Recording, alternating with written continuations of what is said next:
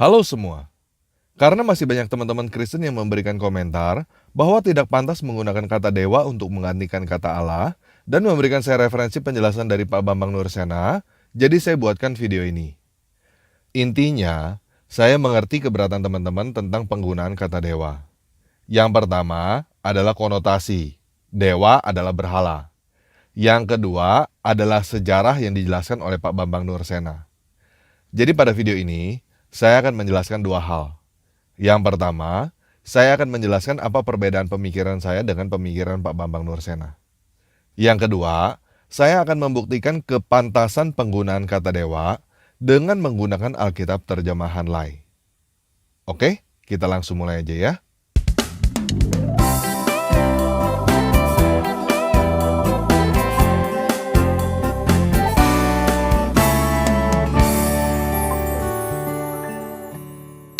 Nah, saya sudah banyak memberikan penjelasan pada video-video sebelumnya, kenapa seharusnya orang Kristen di Indonesia tidak menggunakan kata Allah di dalam Alkitab.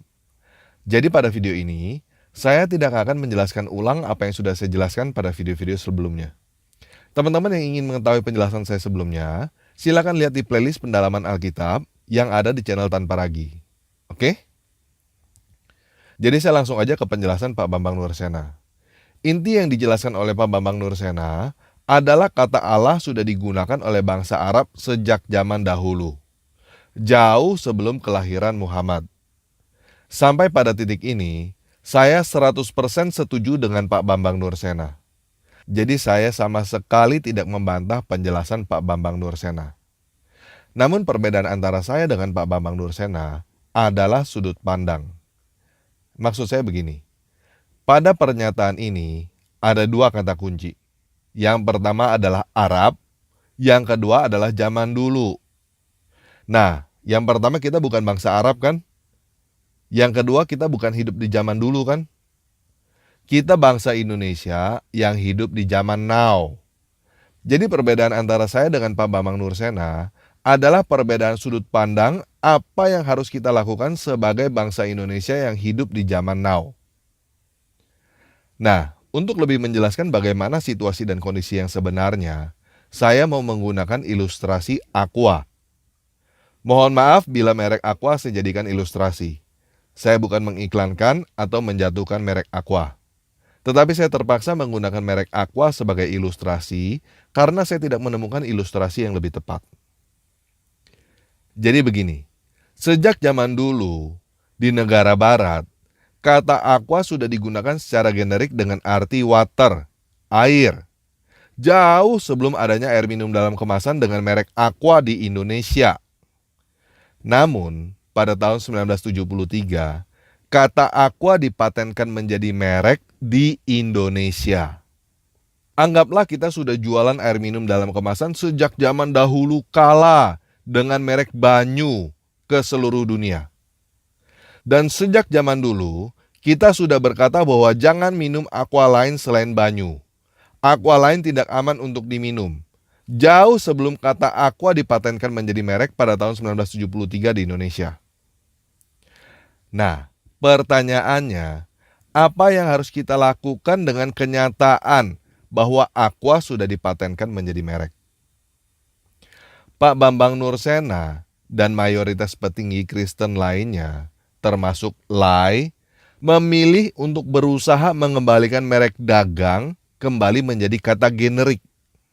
Dalam hal ini, istilahnya menuntut agar merek Aqua kembali menjadi kata generik seperti zaman dulu sebelum Aqua dipatenkan. Untuk apa mereka ngotot untuk terus-menerus buang waktu dan tenaga menuntut agar merek Aqua kembali menjadi kata generik?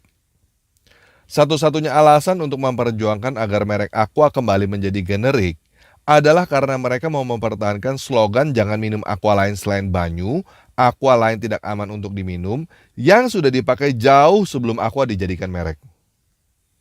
Nah, saya memilih untuk menggunakan cara yang lain. Saya memilih untuk beradaptasi. Mereka sudah terlanjur mempatenkan merek aqua, sudah dipergunakan, dan sudah diakui oleh masyarakat. Ya sudah, kita ganti aja slogan kita. Toh kita masih punya banyak kata lain untuk menggantikan kata aqua. Kenapa kita tidak mengubah slogan kita menjadi jangan minum air lain selain banyu? Air lain tidak aman untuk diminum. Selesai kan? Kata Allah adalah kata generik yang sudah digunakan di Arab sejak zaman dahulu. Bukan hanya oleh orang Kristen di Arab, jauh sebelum kelahiran Muhammad. Namun, sejak adanya Islam, kata Allah itu sudah disahkan menjadi nama diri. Dalam bahasa zaman sekarang, sudah dipatenkan menjadi merek. Udah bukan lagi kata generik. Pak Bambang Nursena dan teman-teman yang lain memilih untuk ngotot berjuang melawan kenyataan bahwa kata Allah sudah dipatenkan menjadi merek dan ingin mengembalikan kata Allah yang sudah menjadi merek supaya kembali menjadi kata generik. Saya memilih untuk beradaptasi. Mereka sudah terlanjur mempatenkan kata Allah menjadi nama, ya sudah. Kita di Indonesia zaman now. Kita punya banyak kata lain yang bisa digunakan sebagai pengganti kata Allah. Kenapa kita harus ngotot mempertahankan jangan ada Allah lain di hadapan Tuhan? Kenapa kita tidak menggunakan jangan ada dewa lain di hadapan Tuhan? Kalau teman-teman masih belum paham, saya jelasin belak-belakan deh. Pak Bambang Nursena dan teman-teman yang lain berusaha menjual banyu dengan berkata bahwa banyu adalah aqua yang asli. Sedangkan para penjual aqua dengan gampangnya berkata, tuh lihat aja apa yang tertulis di botol. Yang mana yang ada tulisan aquanya? Udah paham belum? Kalau teman-teman masih nggak paham juga, saya nggak tahu lagi deh gimana cara ngejelasinnya supaya teman-teman mengerti bahwa kita tidak seharusnya menggunakan kata Allah di Indonesia zaman now.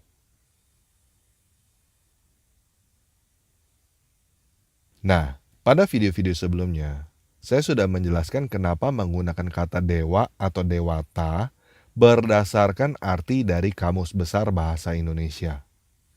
Jadi, sekarang saya menggunakan cara pembuktian yang lain. Menggunakan Alkitab Lai yang teman-teman pegang. Coba buka aplikasi Alkitab yang ada di handphone teman-teman. Cari dengan kata kunci dewa. Coba lihat di situ, ada berapa banyak ayat yang tercantum kata dewa. Banyak kan? Coba kita ambil satu di Perjanjian Lama dan satu di Perjanjian Baru ya. Dari Perjanjian Baru, kita ambil Kisah Para Rasul 7 ayat 43. Di situ ada tertulis Dewa Revan. Betul ya? Kata dewa di situ, bahasa Inggrisnya apa? Silakan teman-teman lihat di King James Version atau di Alkitab bahasa Inggris lainnya. Di situ yang tertulis adalah kata God. Bahasa Yunaninya apa? Silakan teman-teman cek sendiri di openbiblica.com atau di biblehub.com. Bahasa Yunaninya adalah Theos. Yuk sekarang kita lihat di Perjanjian Lama. Kejadian 31 ayat 30. Di situ ada kata dewa-dewaku. Betul ya? Kata apa yang digunakan di dalam bahasa Inggris? Kata gods. Kata apa yang digunakan di dalam bahasa Ibrani? Kata Elohim. Kalau teman-teman nggak percaya, silakan periksa sendiri bahwa semua kata dewa yang ada di dalam Alkitab Lai, bahasa Inggrisnya adalah God, bahasa Yunaninya adalah Theos, bahasa Ibraninya adalah El atau Elohim. Nah, sekarang gantian saya yang nanya kepada teman-teman. Kenapa kata God, Theos, dan Elohim harus diterjemahkan sebagian menjadi dewa dan sebagian menjadi Allah di dalam Alkitab bahasa Indonesia? Kenapa kata Elohim di dalam Kejadian 1 ayat 1 diterjemahkan menjadi pada mulanya Allah menciptakan langit dan bumi? Sedangkan kata yang sama yang digunakan di dalam Kejadian 31 ayat 30 diterjemahkan menjadi dewa-dewa. Bahasa Inggris menggunakan satu kata, yaitu kata God. Kenapa Indonesia harus membedakan di sini pakai Allah, di situ pakai dewa? Konotasi? Doktrin? Atau ada musuh yang menaruh ilalang di tengah-tengah gandum? Emang kenapa kalau disamaratakan semua? Kalau mau pakai kata Allah, ya sudah pakai kata Allah semua dong. Termasuk di Kejadian 31 ayat 30 dan Kisah Para Rasul 7 ayat 43. Kalau pakai kata Allah semua jadi jelas kan? Ada Allah yang bernama Revan. Kalau mau pakai kata dewa, ya pakai kata dewa semua dong. Termasuk di Kejadian 1 ayat 1.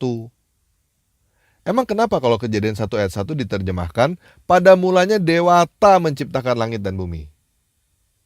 Nggak sesuai dengan doktrin. Doktrin yang mana? Doktrin tetangga yang menyatakan bahwa pencipta langit dan bumi adalah Allah.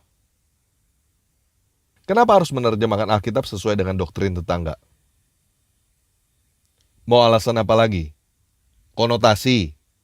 Konotasi yang mana? Konotasi bahwa yang menciptakan langit dan bumi adalah Allah.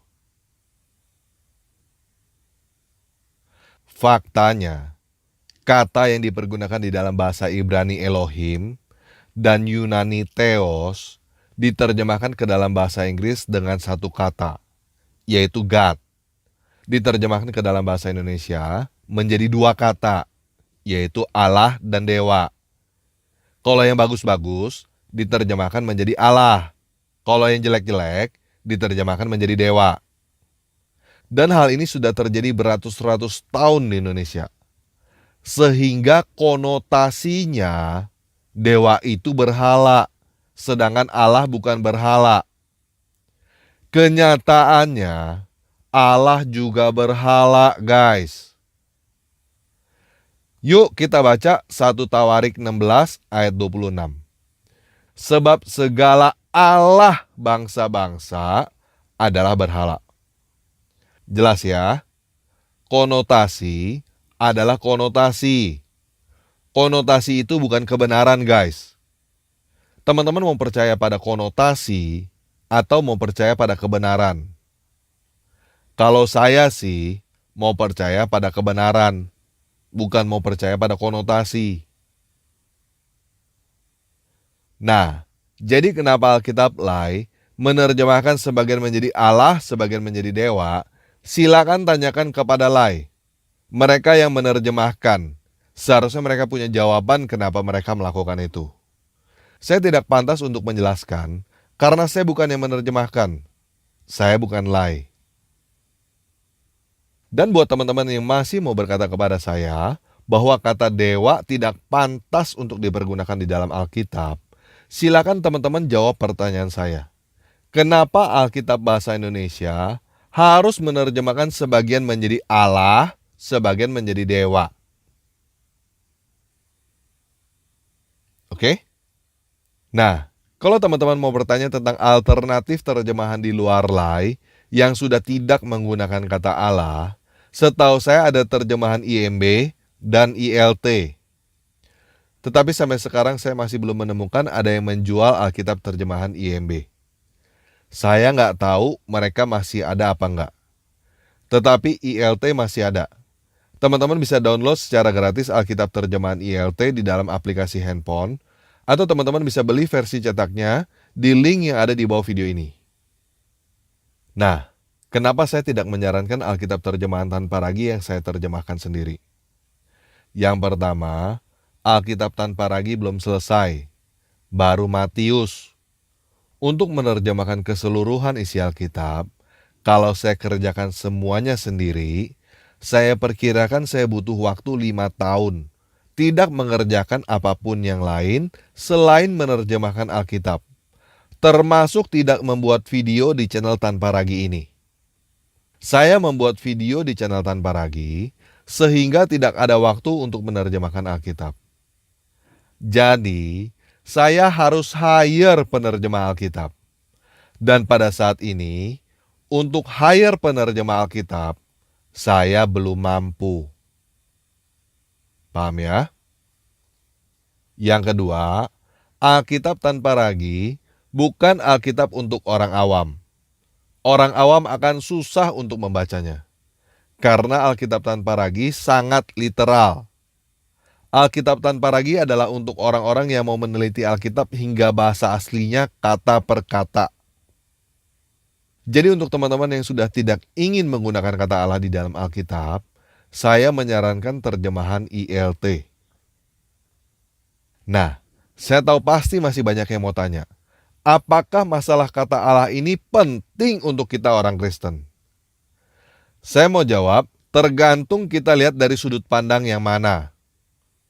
Kalau sudut pandang teologis, maksudnya, apakah dengan menggunakan kata Allah akan masuk neraka atau hal-hal semacam itu? Jawabannya adalah enggak. Seperti yang Pak Bambang Nursena katakan. Kata Allah sudah digunakan oleh orang Kristen di Arab sejak zaman dulu, jauh sebelum kelahiran Nabi Muhammad. Tetapi kalau dilihat dari sudut pandang marketing, sangat penting. Kita fair-fairan aja bicara. Islam dan Kristen sama-sama jualan agama. Islam melakukan islamisasi, Kristen melakukan kristenisasi. Pertanyaannya adalah, apakah Tuhannya umat Muslim sama dengan Tuhannya umat Kristen? Nah, kebanyakan orang melihat hal ini dari sudut pandang teologis. Tetapi saya mau mengajak teman-teman lihat dari sudut pandang marketing. Contohnya kayak gini. Ini ada 2 orang salesman. Yang satu jualan bajai, yang satu lagi jualan BMW. Apakah bajai sama dengan BMW? Nah, kalau kamu adalah penjual bajai, dan kamu jawab bajai dan BMW berbeda, berarti kamu adalah penjual yang bodoh. Kamu harus berusaha berkata sama. Bagaimana caranya berkata bahwa bajai sama dengan BMW? Sama-sama kendaraan, sama-sama pakai bensin, sama-sama pakai nomor polisi. Kamu mau pergi dari Jakarta ke Bandung naik bajai sama naik BMW sama-sama nyampe. Pakai bajai itu keren juga kok. Bajai itu juga BMW. Bajai merah warnanya. Sama kan? Nah, kalau kamu penjual BMW dan kamu berkata bahwa bajai dan BMW sama, berarti kamu adalah penjual yang bodoh. Kamu harus berkata beda. Bajai rodanya 3, nggak ada AC, nggak ada gengsi, dan lain sebagainya. Sampai di sini bisa paham nggak? Apakah bajai sama dengan BMW? Jawabannya tergantung menurut siapa yang jual. Apakah Tuhannya umat Muslim sama dengan Tuhannya umat Kristen? Saya, sebagai penjual Tuhannya umat Kristen, saya tidak akan pernah mau berkata bahwa Tuhannya saya sama dengan Tuhannya umat Muslim. Yuk kita baca ini. Al-Quran surat 33 ayat 37. Dan dalam kurung ingatlah, ketika engkau dalam kurung Muhammad berkata kepada orang yang telah diberi nikmat oleh Allah, dan engkau dalam kurung juga telah memberi nikmat kepadanya, pertahankanlah terus istrimu dan bertakwalah kepada Allah, sedang engkau menyembunyikan di dalam hatimu apa yang telah dinyatakan oleh Allah, dan engkau takut kepada manusia, padahal Allah lebih berhak engkau takuti. Maka ketika Zaid telah mengakhiri keperluan terhadap istrinya, dalam kurung menceraikannya, kami nikahkan engkau dengan dia, dalam kurung Zainab, agar tidak ada keberatan bagi orang mukmin untuk dalam kurung menikahi istri-istri anak-anak angkat mereka, apabila anak-anak angkat itu telah menyelesaikan keperluan terhadap istrinya. Dan ketetapan Allah itu pasti terjadi. Nah, udah jelas belum teman-teman yang Kristen? Yang bernama Allah di dalam Al-Quran adalah dewa yang bisa membuat keluarga seseorang bercerai, supaya yang perempuannya menikah dengan lelaki lain. Nah, coba sekarang kamu jawab teman-teman yang Kristen. Apakah dewamu yang hidup itu mungkin membuat keluarga orang bercerai? Yuk kita lihat Maleakhi 2 ayat 16 terjemahan ILT. Sebab dia membenci perceraian. Nah, coba kamu pikir lagi benar-benar. Apakah kamu masih mau Tuhanmu disamakan dengan Tuhan lain yang bisa membuat keluarga orang bercerai? Saya sih nggak mau, guys. Jadi sekali lagi saya jelaskan begini ya. Menggunakan kata Allah di dalam Alkitab tidak berpengaruh terhadap keselamatan. tetapi berpengaruh terhadap peperangan roh. Kata kasarnya, berpengaruh terhadap perang jualan agama. Alkitab lain menggunakan kata Allah dapat dengan mudahnya disalahgunakan oleh umat tetangga untuk berkata bahwa Allah yang ada di dalam Al-Quran sama dengan Tuhan yang ada di dalam Alkitab. Karena ada kata Allah di dalam Alkitab, pekerjaan para penjual agama tetangga jadi berkurang separuh, guys. Tinggal meyakinkan kalimat syahadat yang kedua, Muhammad adalah rasulnya. Para fanatik Alkitab lain gak ada yang keberatan kan dengan syahadat pertama? Tidak ada Tuhan selain Allah? Gak ada pertanyaan kan Allah itu dewa macam apa? Allah adalah dewa yang bisa membuat keluarga orang bercerai, guys.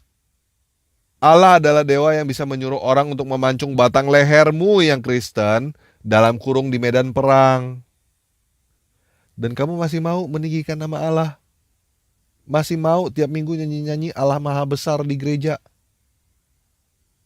Ya terserah kamu sih, tapi ingat aja ya, Allah itu adalah nama yang sudah dipatenkan oleh tetangga menjadi nama dewa yang menyuruh orang untuk memancung batang lehermu dalam kurung di medan perang. Teman-teman mau terima bagus, nggak mau terima ya sudah. Perang agama Kristen dan Islam sudah dimulai sejak abad ke-7, guys. Dan masih akan berlanjut sampai akhir zaman. Walaupun sekarang ini di Indonesia kita perangnya nggak pakai golok. Alkitab adalah titik yang sangat strategis, sangat krusial dalam perang agama Kristen dan Islam.